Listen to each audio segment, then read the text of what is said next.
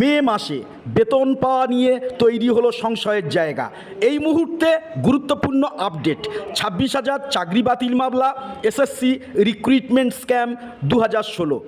3 April তারিখে supreme কোর্টের প্রধান বিচারপতি সঞ্জীব খান্না ও সঞ্জয় কুমারের স্পেশাল বেঞ্চ 26,000 চাকুরি বাতিল মামলার ভার্ডিক্ট বা রায় প্রকাশ করেন।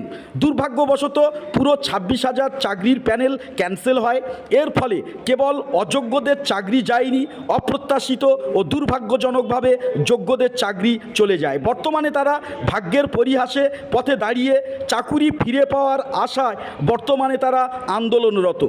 সুপ্রিম কোর্ট থেকে যে রায় প্রকাশিত হয় তাতে বলা হয় কারোর আর চাকরি থাকছে না, বর্তমানে সকলের বেতন বন্ধ, একমাত্র প্রতিবন্ধীরা ফ্রেশ রিক্রুটমেন্টের আগে পর্যন্ত বেতন পাবেন। আর এই ফ্রেশ রিক্রুটমেন্ট 3 মাসের মধ্যে কার্যকর করতে হবে। পাশাপাশি অযোগ্যদের সুদসহ বেতন ফেরত দিতে হবে এবং পরবর্তী ফ্রেশ রিক্রুটমেন্টে তারা পার্টিসিপেট করতে পারবেন না।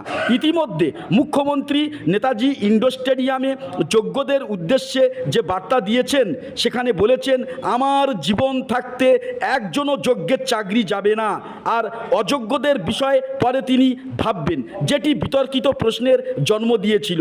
তার মানেটা দাঁড়ায় যোগ্য ও অযোগ্য উভয়দেরই চাকরি টেকাতে চান মুখ্যমন্ত্রী, যেটার অর্থ দাঁড়ায় যোগ্য ও অযোগ্যকে সুপ্রিম কোর্টের রায়ের পরেও যদি পৃথকীকরণ করা না যায় তাহলে রিভিউ পিটিশন করেও প্যানেল টেকানো কোনো মতেই সম্ভব না। এটা জলের মতো পরিষ্কার। মুখ্যমন্ত্রী কারোর চাকুরি যাবে না আশ্বস্ত করলেও বেতন কিভাবে চালু থাকবে সে বিষয়ে তিনি কোনো স্পষ্ট বক্তব্য পেশ করেননি। ফলে 2016 প্যানেলের শিক্ষকেরা বেতন মে মাসে হাতে পাবেন কিনা তার সংশয় দেখা দিয়েছে। শিক্ষা দপ্তর থেকে বা ফাইন্যান্স ডিপার্টমেন্ট ও ডিআই অফিস থেকে বেতন বন্ধের কোনো নোটিশ নেই। ফলে বিপদে পড়ে গেছেন প্রধান শিক্ষকেরা, কারণ IOSMS পোর্টাল অলরেডি ওপেন হয়ে গেছে। 10 বা 11 তারিখের মধ্যে অনলাইন পোর্টালে প্রত্যেকটা শিক্ষকদের বেতন সাবমিট করতে হয়, না হলে পরবর্তী মাসে বেতন আটকে যায়। IOSMS পোর্টালে 2016 যোগ্য ও অযোগ্য উভয় শিক্ষকদের স্যালারি অপশান ওপেন আছে অন্যান্য শিক্ষকদের মতো। কিছু প্রধান শিক্ষক 2016 যোগ্য ও অযোগ্যর সকল বেতন সাবমিট করেছেন নিজ দায়িত্বে। আবার কোনো প্রধান শিক্ষক মহাশয়েরা সুপ্রিম কোর্টের রায়ে যোগ্য ও অযোগ্য প্রশ্নে অনলাইনে কারোর বেতন এখন সাবমিট করেননি, তারা অফিসিয়ালি নোটিশের অপেক্ষায় বসে আছেন। বেতন চালু করা বা বেতন বন্ধের ক্ষেত্রে এই মুহূর্তে 2টি আইনি যুক্তি উঠে এসছে। এক, সুপ্রিম কোর্টের অর্ডারে যেহেতু 2016 প্যানেলে একমাত্র ডিসএবিলিটি ক্যান্ডিডেটদেরকে বাদ দিয়ে সকলের বেতন বন্ধের নির্দেশ দেওয়া হয়েছে, তাই এই অবস্থায় বেতন চালু রাখলে আদালত অবমাননা হবে। এক্ষেত্রে প্রধান শিক্ষকরা বিপদে পড়বেন, কারণ শিক্ষা দপ্তর ও ডিআইয়ের কোনো অফিসিয়াল নোটিশ এই মুহূর্তে নেই।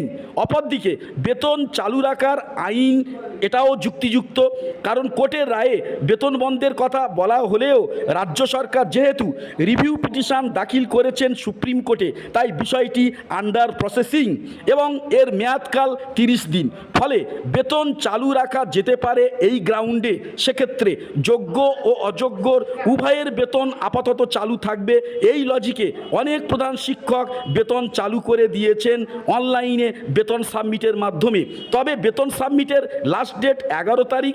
এক্ষেত্রে যেসব হেড স্যার এখনও বেতন সাবমিট করেননি তারা কি সিদ্ধান্ত নেন সেটা এখন বর্তমানে দেখার। তবে ইতিমধ্যে বিভিন্ন সূত্র থেকে যে আপডেট উঠে এসছে, শিক্ষা দপ্তর, মধ্যশিক্ষা পর্ষদ এছাড়াও পশ্চিমবঙ্গের ফিনান্স যে দপ্তর সেখানে আলাপচারিতা চলছে যে কিভাবে বেতনটাকে চালু রাখা যায়, কোন আইনি ব্যাকগ্রাউন্ডে বেতনটাকে অব্যাহত রাখা যায়। তো পরবর্তী আপডেট এলে অবশ্যই আপনাদেরকে জানিয়ে দেব। ফলে চ্যানেলে নতুন হলে অবশ্যই আমাদের চ্যানেলটি সাবস্ক্রাইব করে রাখবেন। নমস্কার।